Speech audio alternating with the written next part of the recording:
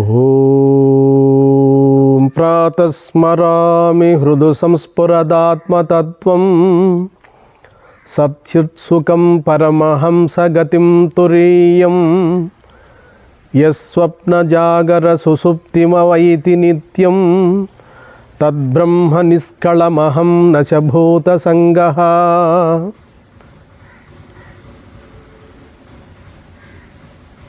ప్రియాత్మ బంధువులారా, మనం కొంతకాలంగా ఈ ఆధ్యాత్మిక ప్రవచనములను జరుపుకుంటున్నాం. ఇందులో భాగంగా మంత్రయోగము, లయయోగము, హఠయోగము, రాజయోగము. రాజయోగమనే జ్ఞానయోగమని కూడా అన్నారు స్వామి వివేకానంద. జ్ఞానమునకు ఈ యోగములకు ఉన్న వ్యత్యాసాన్ని ఈనాడు మనం ప్రస్తావన చేసుకుందాం. యోగము ఎప్పుడూ కూడా పరతంత్రమే కానీ స్వతంత్రము కాదు.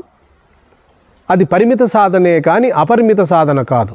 అది ఉపాసనలే కానీ అది సాక్షాత్తు సాధన కాదు. అయితే భారతావనిలో ఎందుకు ఈ సాధనలన్నీ ఏర్పాటు చేశారు మన పూర్వీకులు?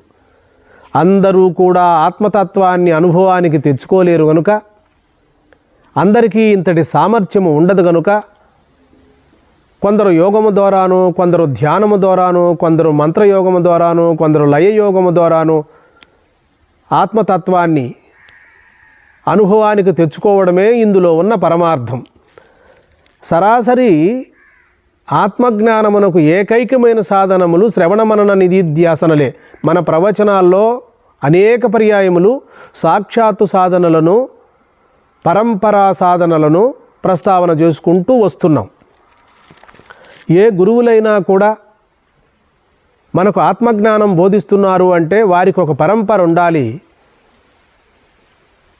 వారికి స్వతంత్రంగా బోధ చేసే అధికారం లేదు. మన పూర్వీకులైనటువంటి సద్గురువులు, జగద్గురువులు మనకు ఏ ప్రబోధన చేశారో వేదములను, వేదాంగములను, ఉపనిషత్తులను మనకు ప్రతిపాదన చేశారు. ఆ పరంపరలోనే మనము శిష్యులకు జ్ఞానబోధ చేయాలి. ఆత్మానాత్మ విచారణ కూడా చేయాలి. వ్యక్తిగత అభిప్రాయం ఎప్పుడూ కూడా ఉపయోగపడదు. సర్వజనీనము, సార్వత్రికము, పూర్ణానుభవం అయి ఉండాలి. శృతి యుక్తి అనుభవం అయి ఉండాలి.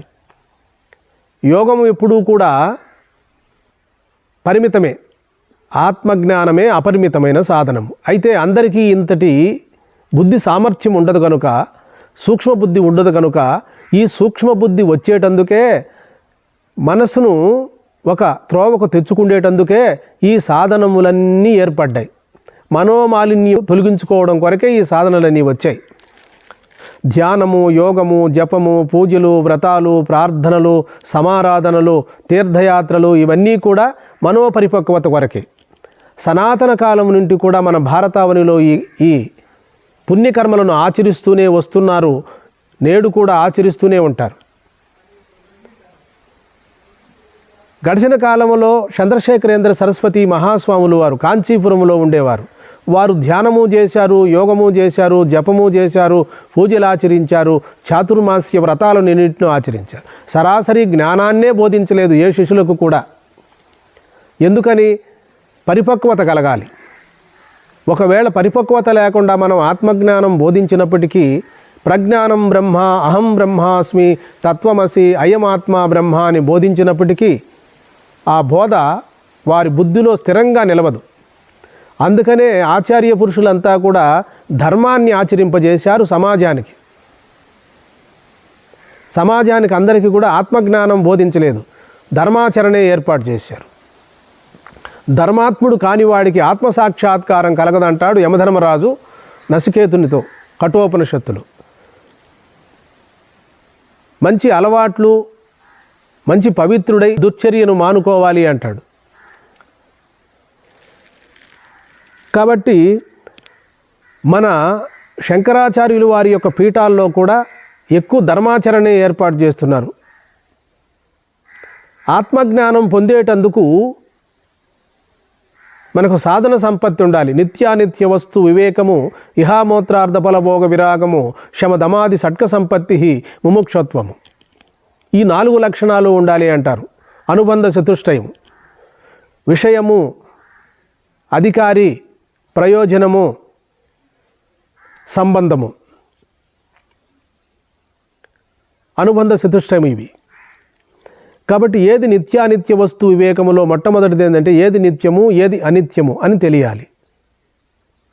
ఇహామూత్రార్థ ఫలభోగ విరాగము, ఇహమనందు గాని పరమునందు గాని నాకు దేవతా సుఖాలు వలదు అని చెప్పి వైరాగ్యం ఉండాలి. ముముక్షత్వము, ఈ జన్మలోనే తరించాలి అనేటువంటి సంపూర్ణమైనటువంటి వైరాగ్యం ఉండాలి. జనన మరణ ప్రవాహము నుండి విడుబడాలి అనేటువంటి ఆ ఉత్కంఠత ఉండాలి మనకు, ఆ తీవ్రమైన జిజ్ఞాస ఉండాలి. దీనికే సాధన చతుష్టయ సంపత్తి అంటారు.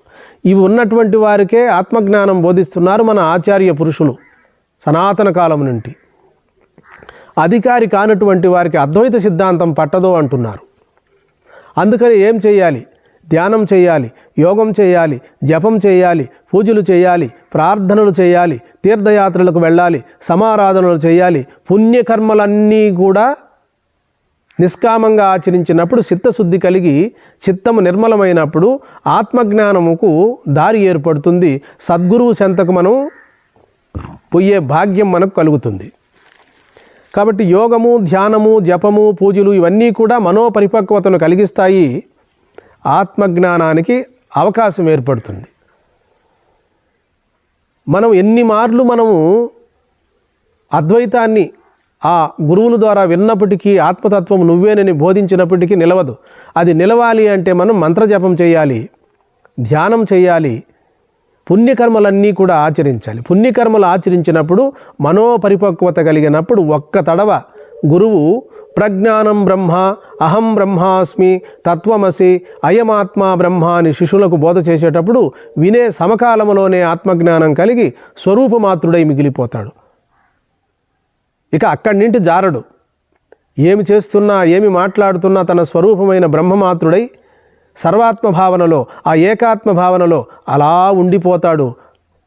వారి మనసు సమదృష్టిలో ఉంటుంది. దుఃఖానికి కానీ సుఖానికి కానీ పొంగదు. కాబట్టి ఈ సాధనలన్నీ కూడా మన సనాతనమైన ఋష్యాదులు ఎందుకు ఆచరించారంటే ఇందుకోసమే ఆచరించారు. మనోపరిపక్వత కొరకే. అనుభవం వేరు, చెప్పుకోవడం వేరు.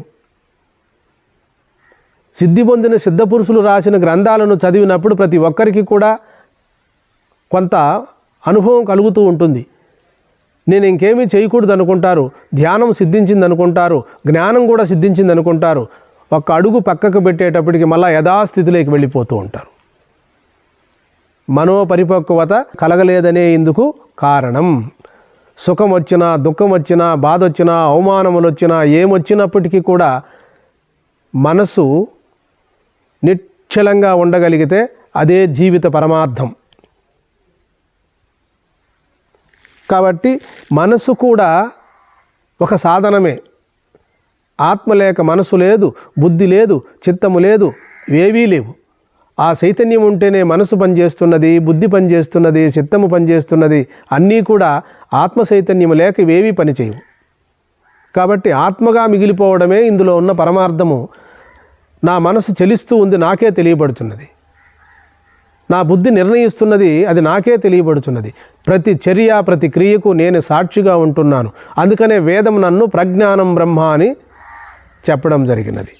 ఆ ప్రజ్ఞ ఉంటేనే ధ్యానం చేస్తున్నాము, యోగం చేస్తున్నాము, జపం ఆచరిస్తున్నాము, అన్ని కార్యకలాపాలు చేస్తున్నాము. ఆ ప్రజ్ఞ లేకపోతే ఈ సృష్టి మనుగడే జరగదు. కాబట్టి పిండాండములోనూ బ్రహ్మాండములోనూ ఉండే చైతన్యం ఒకటే. జీవ చైతన్యము, ఈశ్వర చైతన్యము రెండూ ఒకటేనని చెప్పి ఏ రోజుటికైనా సమ్యక్ దృష్టిని తెలుసుకొని ఆ జ్ఞానములోనే ఈ సమస్త సృష్టి జరిగిపోతున్నది, తెలియబడుతున్నది. కాబట్టి నన్ను తెలుసుకుంటే జ్ఞానం ఇంకొకటి లేదు. అన్నిటినీ తెలుసుకుంటున్నటువంటి స్వరూపం నేను. కాబట్టి నేను అనేటప్పటికీ జ్ఞానమే మనకు గుర్తుకు రావాలి. కాబట్టి ఈ జన్మలోనే ఆత్మానాత్మ విచారణ చేసుకొని అద్వైత సిద్ధాంతాన్ని సద్గురువుల ద్వారా తెలుసుకొని ఇక్కడే సర్వాత్మ భావనలో, ఆ ఏకాత్మ భావనలో మిగిలిపోయి కేవలము తన స్వస్థితిలో తాను మిగిలిపోవలసినదిగా మనవి చేసుకుంటూ సర్వే జనా సుఖినో భవంతు, లోకా సమస్తా సుఖినో భవంతు. హరి ఓం.